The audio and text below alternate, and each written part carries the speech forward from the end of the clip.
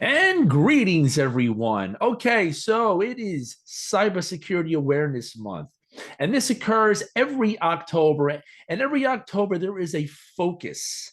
There is a focus on specific categories in cybersecurity. Now, let me share my screen for those that are watching this, and let's take a look really quick at the National Cybersecurity Alliance website. Now, I have that on that screen over here, and you can see here that with cybersecurity awareness for 2023, there is going to be a focus on using strong passwords, utilizing password managers, two-factor authentication, which is also multi-factor authentication, how to recognize and report phishing attacks, and most importantly, updating your software, which is very important. And you can see here, they have all different types of links that will bring you to other articles that people over at the National Cybersecurity Alliance have written. They are very detailed and very good stuff. So yes, Cybersecurity Awareness Month every October. The last thing we want to do is make the morning news when it comes to breaches. So what is Cybersecurity Awareness Month? What exactly is it?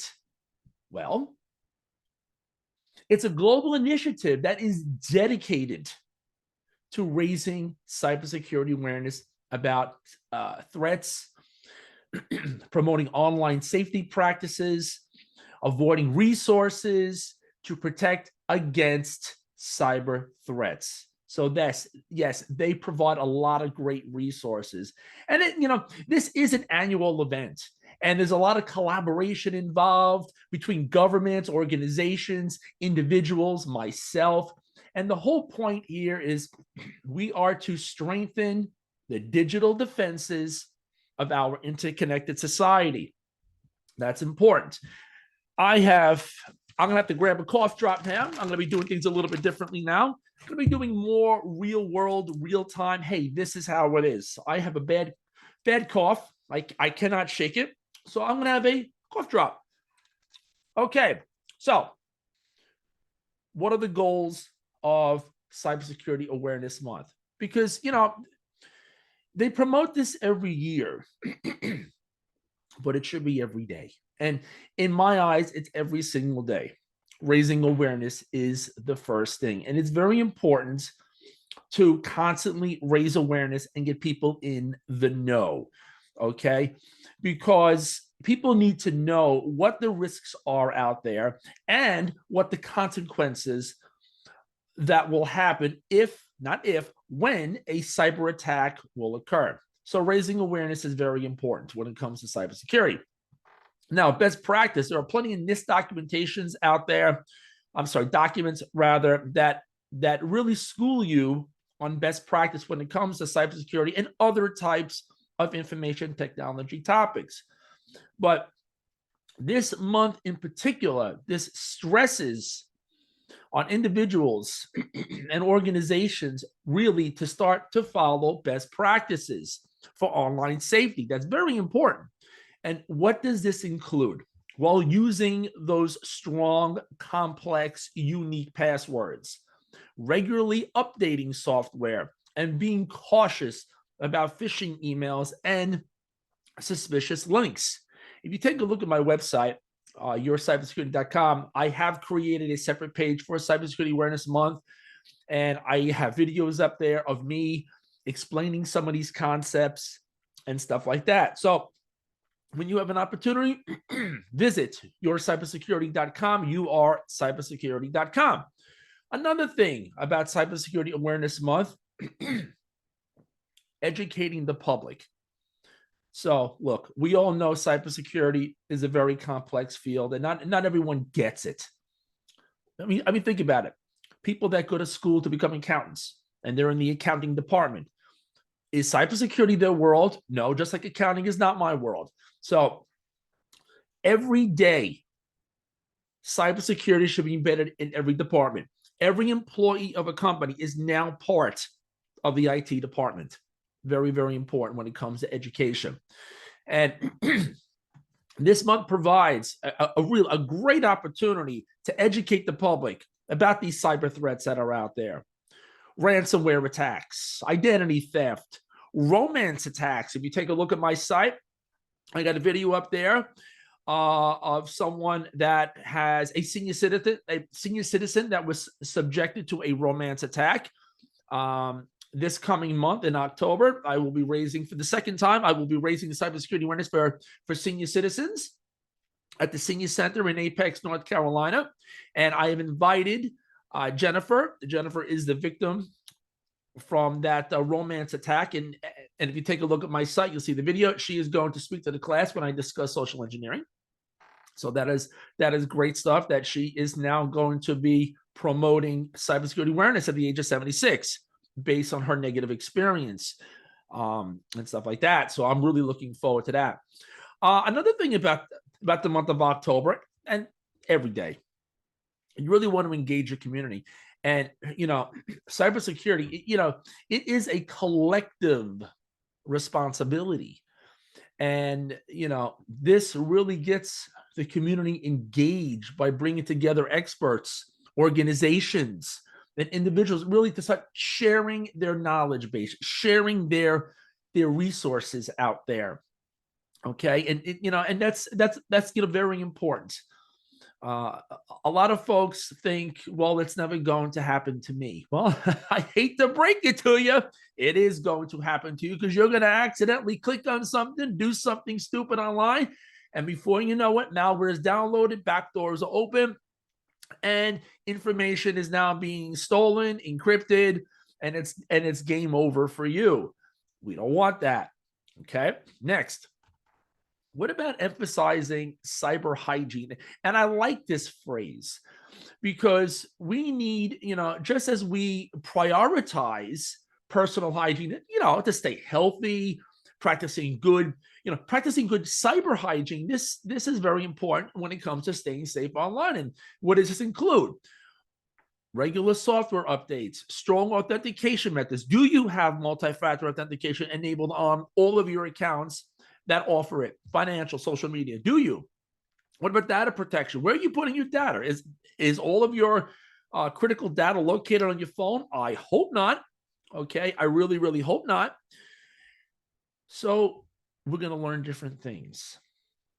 But again, this year's focus, again, strong passwords, the utilization of password managers. I use one called onepassword.com.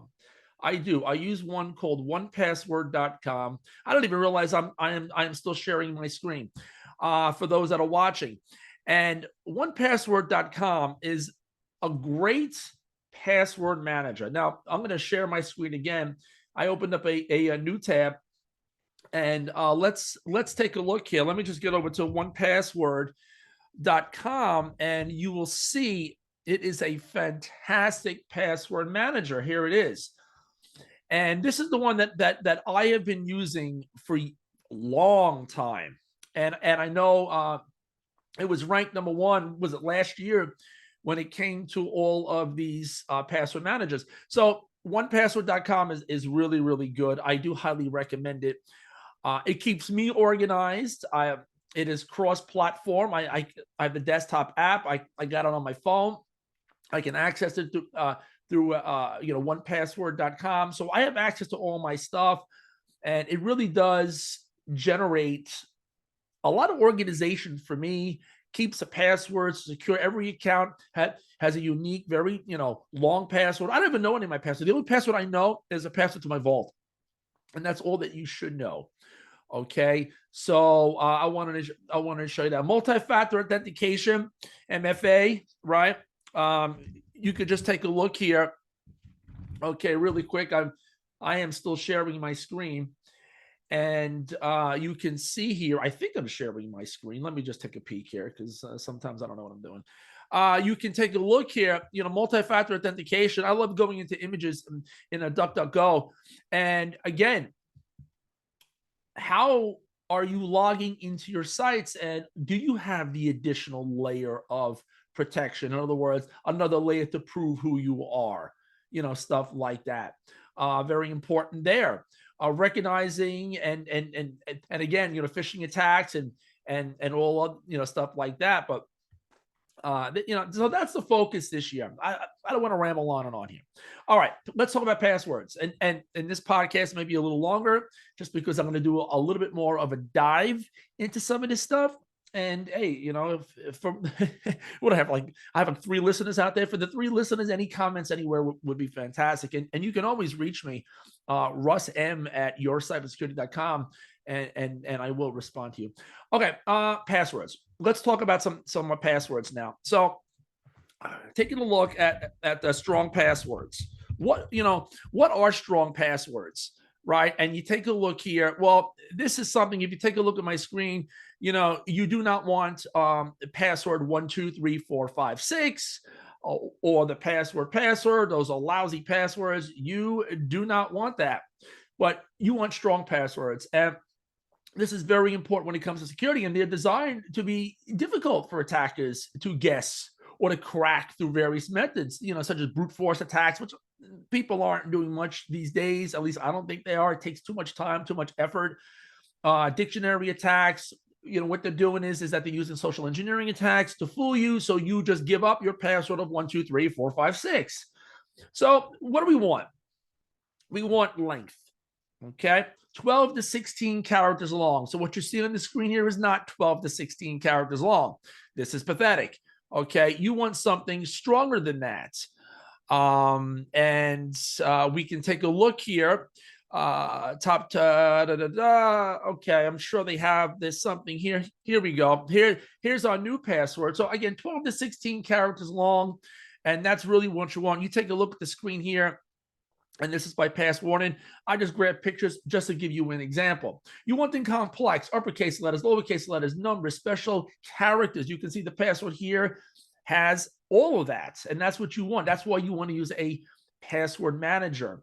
So how are you going to remember this? But if you log into your password manager, such as 1Password, you do a copy and paste. You got it all right there. You can log in without a problem. You want your passwords to be unpredictable. Many people have predictable passwords. Okay. And, you don't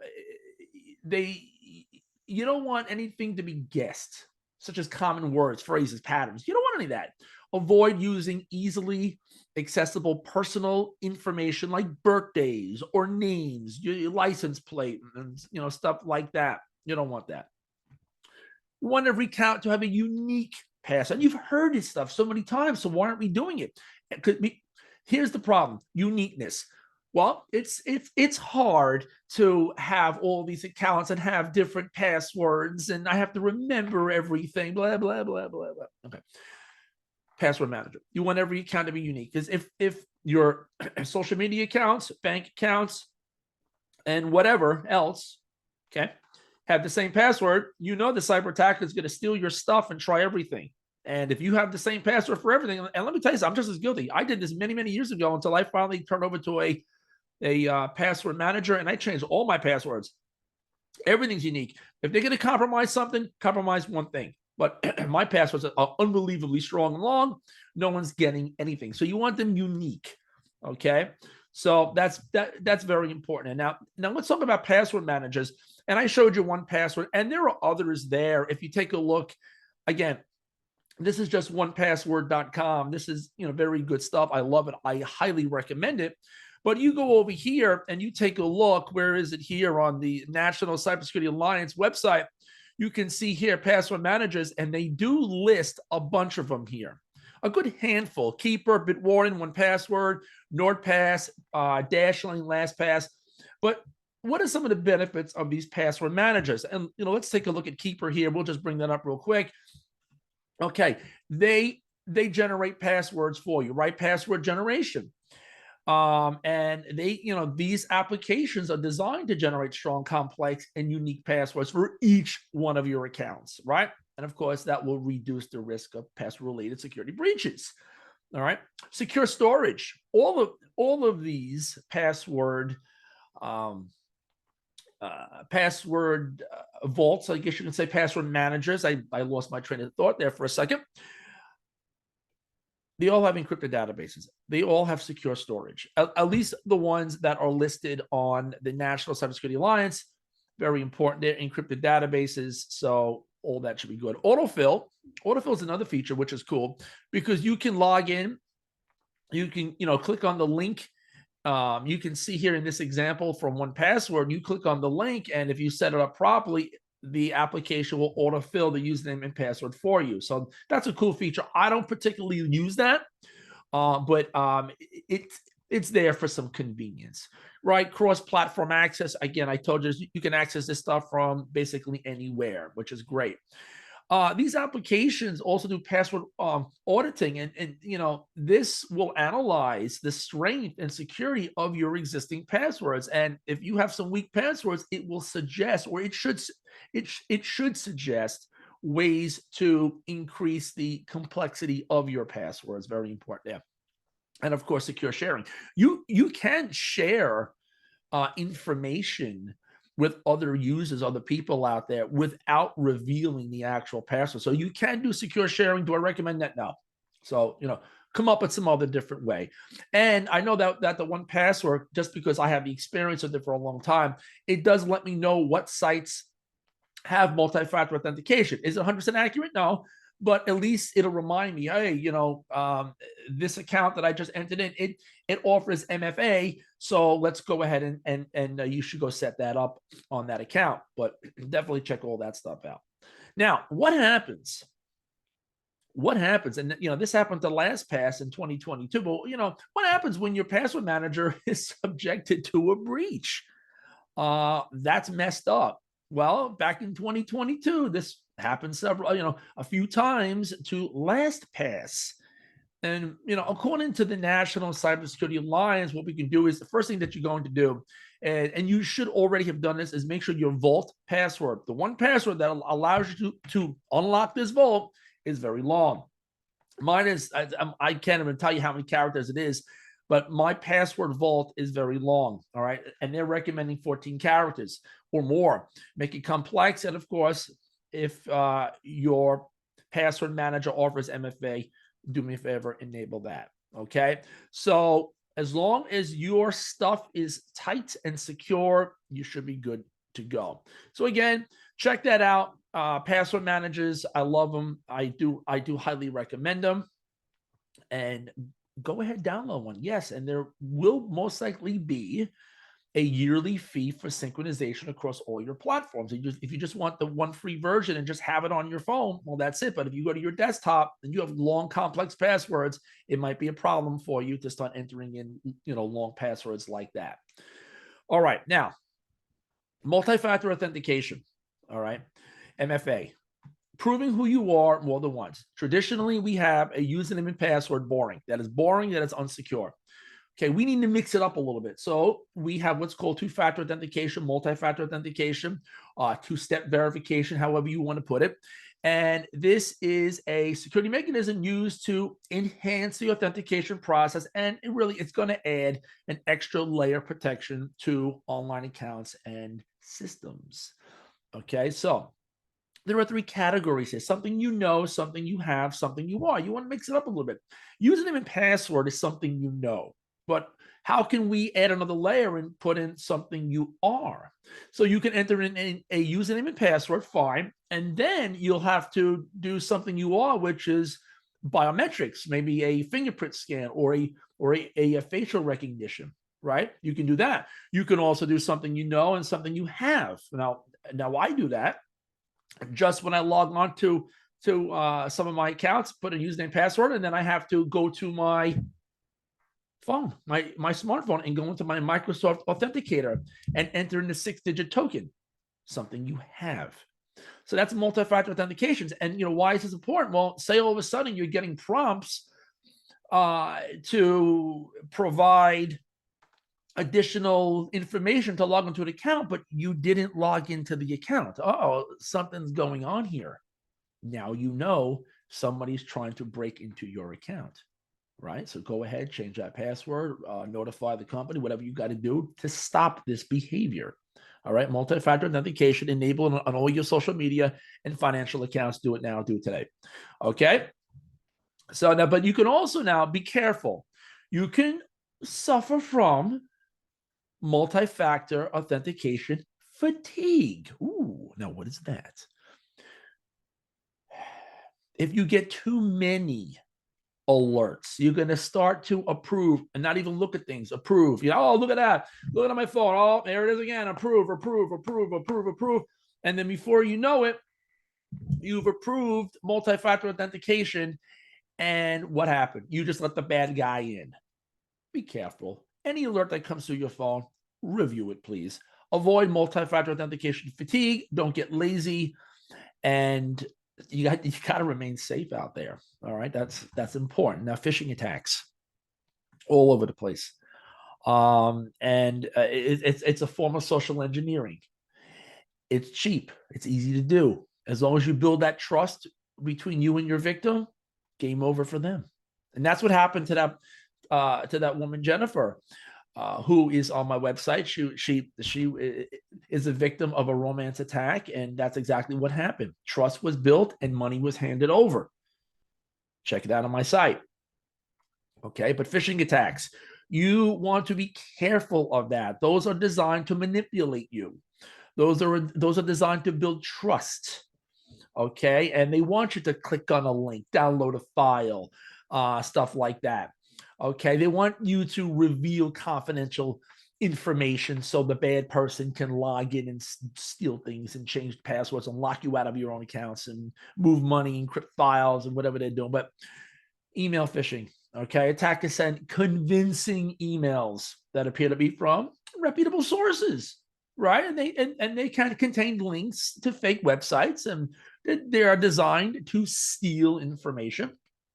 And with the rise of artificial intelligence, phishing campaigns are going to be even more convincing because spelling errors will be taken out and grammatical errors will be removed and stuff like that. Be careful. Okay. Be careful. Verify before you do things. Okay. If you receive an email from a company and it says, "Oh, you owe this amount of money," let's do it. Call the company and see if they actually sent it. 9 out of 10 times they're going to say, "No, it's garbage, delete it." Okay. What about spear phishing attacks? This type of social engineering phishing attack will target specific individuals or maybe organizations, tailoring the content to exploit personal or organizational information. So now they're zoning in. A regular phishing attack is they're just throwing the reel out there and whoever bites bites. But spear phishing, now they're zoning in. They're zoning in. They have a focus. Maybe it's education, maybe it's medical, maybe it's finance. They're going to zone in. They're going to go for folks that have access to large budgets. All right. What about a smishing attack? Ooh, this is now phishing attacks over text messages. When you receive a text message saying something about your Amazon delivery or something, and the link in there is so bizarre, that's what they're doing. The attackers try to trick you into clicking on malicious links through the text message that will provide some type of personal information. Phishing attacks with a V. V is in phishing. Now, this is phishing attacks over the phone. Take a look at the MGM Resorts mess, right? That whole debacle that started from a phishing attack, right? The cyber attacker found an employee on LinkedIn and then called the help desk for the MGM Resorts and said, "Hey, I'm Johnny from MGM, whatever department, blah, blah, blah, blah, blah." And the help desk gave up information. Look into it and you'll get all the details. Phishing attack, voice to voice. It is, your attacker can be even more convincing, especially when you start to hear a voice. All right. Farming attacks. These attacks redirect victims to fake websites, even if they type in the correct link, the correct URL, right? And what's going on here is that the cyber attackers, they are manipulating what's called DNS records or settings to redirect your computer, that host file to redirect your computer to go to some fictitious website or whatever for you to put in some information, and the bad people are on the back end capturing your username and password, and then they go try all the common websites out there, right? Impersonation attacks, pretending to be somebody. That's fun. It's like Halloween every day. You're dressing up and pretending to be someone that you're not to deceive or manipulate your target. Persuasion's involved, psychological tactics, stuff like that. Okay. So that's important. And really, you want to be able to recognize and report phishing attacks. And that's very important. How do you recognize phishing emails? Well, check the sender's email address or the phone number, right? Phishing emails or messages often use slight variations of legitimate addresses. Check all that out. Sometimes if you glance at it once, oh, okay, it's Amazon.com. But if you look at it again, there's a letter that's off. Check that out. Or verify the content. Again, before the release of AI, spelling, grammatical errors were common, but now those are going to be most likely corrected, right? But some phishing emails do have typos and grammatical errors, so be cautious of that. Also, be cautious of urgent or threatening language. Attackers like to use fear to manipulate their victims, right? Fear. Kind of like car salesmen back in the day, oh, if you don't sign today, the deal is gone. Right, the deal is gone. Examine the links and the URLs that are in the email, right? Hover your mouse pointer over the links to see the actual URL before clicking it. It shows in the content of the email, Amazon.com, but when you hover your mouse over that URL without clicking it, it's showing something completely different. We delete that email. Okay. And stuff like that. Be careful of the domains. Make sure they are not misspelled and stuff like that. Okay. Be cautious of unsolicited requests, right? Just be skeptical of emails or messages asking for sensitive information. Okay. No one's going to ask you for passwords from a legitimate source. Nobody will. A cyber attacker will, and they'll ask for social security numbers as well, or some financial or medical information. Sure, why not? Somebody will give it up. Somebody will fall for it, right? Verify the legitimate source. Pick up the phone and call. Hey, Wells Fargo Bank, did you just send me this email asking me for $5,000 and my password? No, you didn't. No, we didn't, Russ. It's garbage. Okay. Stuff like that. Listen, you can always report. It's a very good idea to report to the Federal Trade Commission, right? We can check out this site right here. I will share my screen here. I think I still am sharing my screen. You can report at reportfraud.ftc.gov, the Federal Trade Commission. You can see here, you can go ahead and you can report now and as to what is going on and, go through the prompts and see all that stuff. But definitely, report. You have to keep raising awareness. You have to keep reporting this up. I mean, this stuff won't be stopped, but it's good to get authorities on board. That is your Cybersecurity Awareness Month. Okay, just to wrap it up. Okay, what are we focusing on? Strong passwords, password managers, multi-factor authentication, phishing attacks, recognizing phishing attacks, updating software. Oh, I think I missed the updating software. That's perfectly fine. Updating software, very important. Make sure you are always updating your software. Patch management, important. Okay, that is very important. Making sure that you are not running outdated software that needs to be patched, especially your Windows operating system. Again, take a look at my desktop here. Let me just minimize some of this stuff here. Okay, and you will see here you can go into Windows and you can check for updates and all that good stuff. It says here my thing is paused. It's paused because I have to reshare. Hold on one second. Let me just reshare this right here. And I will reshare it, and you will see here, it's important to go ahead and make sure that you have all of your updates. And look, mine is shown here. It's installing a cumulative update, which is all good stuff. Make sure your proprietary software is all updated. That is important. And take it from there. So very, very important to make sure your software, your apps on your phone, on your computer, everything is up to date. Make sure you check that because not only are new features introduced, but vulnerabilities are being patched. So yeah, it's very important. Update your software. That again, let's go back. That is Cybersecurity Awareness Month. Okay, very important there. Stay safe, stay smart, be cyber aware, protect yourself, and show that you care.